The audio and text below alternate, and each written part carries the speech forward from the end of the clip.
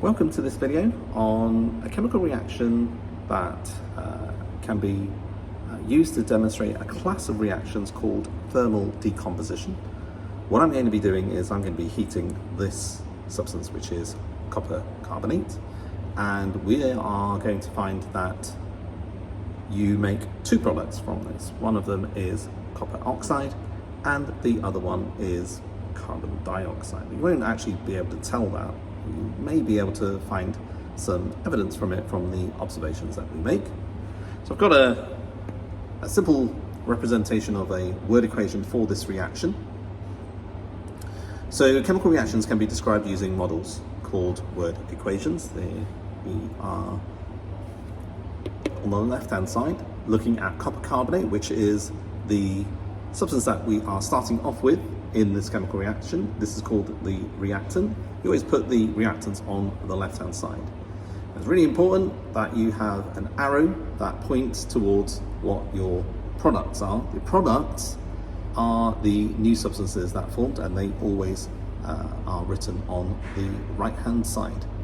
So the word equation that we are going to be using to summarize the reaction that you're about to see is copper carbonate reacts to form, or you could say gives you, copper oxide and carbon dioxide.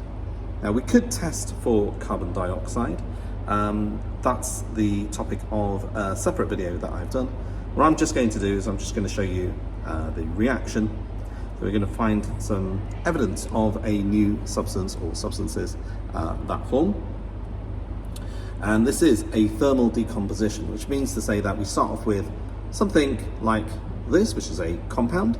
We use heat to break it down, and you could form elements from your thermal decomposition, but we've actually got two simpler compounds forming from our initial compound here. So let's take a look. So here we are. I'm ready to heat my copper carbonate now.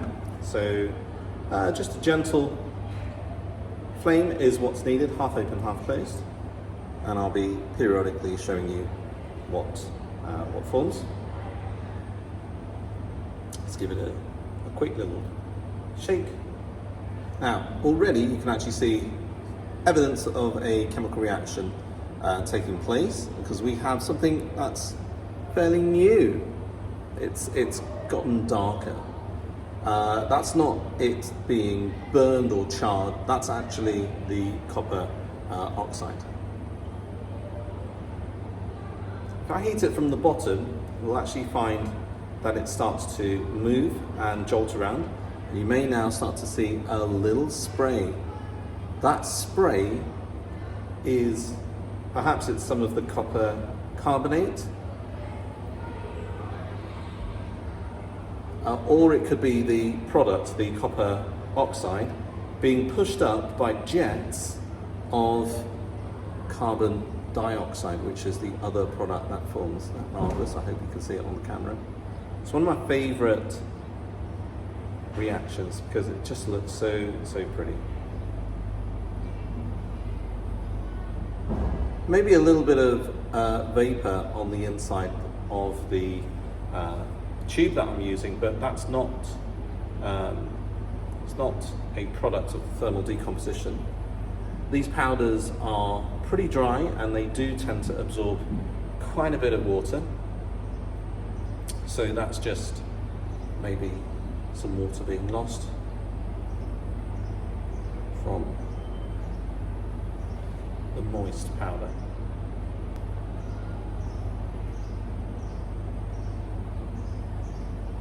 You can see that's that kind of spray.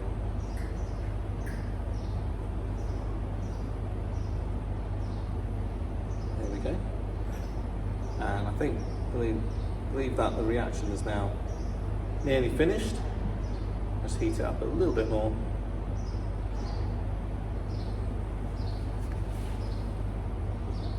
Just to see.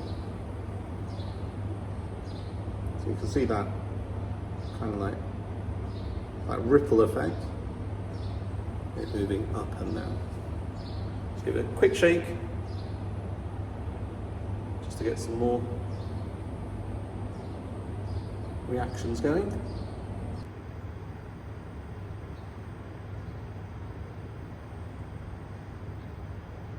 So just taking it out of the flame.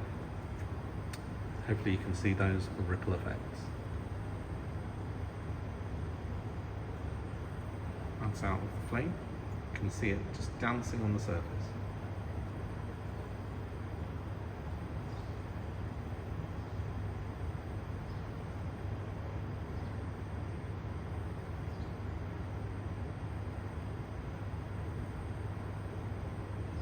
Take it out of the flame again. There you go. It's a lovely movement. It's like the ripple effect. There you go. Taking it out of the heat. You can see that it's just popping on the surface like that. It's very, very pretty. So it's not boiling or anything like that. It's still a solid. It's not melted or anything. That's the gas that's coming off from the thermal decomposition. And that's pretty much it. That's your product. It is black copper oxide, but the other product has now escaped into the atmosphere. I'm not going to do this too many times, as carbon dioxide is something that we need to be a little bit responsible for. And I hope that you've learnt a lot from this video. Thank you very much for watching.